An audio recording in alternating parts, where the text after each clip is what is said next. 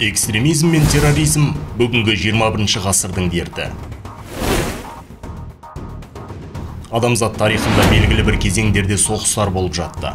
Соңғы 5000 жылда 15 мыңнан астам кіші және үлкен соғыстар орын алды. Біздің ата-бабаларымыз Ұлы Отан соғысында фашистерді жойып жатқан кезде, кейінгі заманда әлемде ешқашанда соғыс болмайды деп сенді.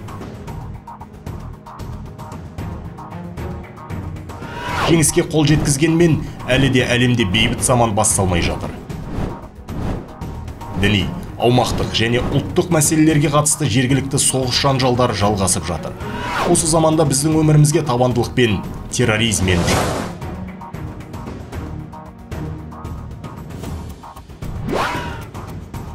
Терроризмде соғыс. Одан ешкім сақтан алмайды. Ғарышқа барып жатқан үлкен державалардың өзі де қолына мылтық ұстап, халықты жоюға дайын бір топ адамдарға қарсы шығуға әлсіздік танытуда. Не себепті терроризм осындай үлкен үрей тудырады? Себебі терроризм саяси өмірдің бір факторына айналып жатыр. Оған дәлел ретінде мемлекеттік қайраткерлердің, бақ өкілдерінің өлімі, көлік, вокзал, басқа да қоғамдық орындардағы адамдардың жаппай қырылуы.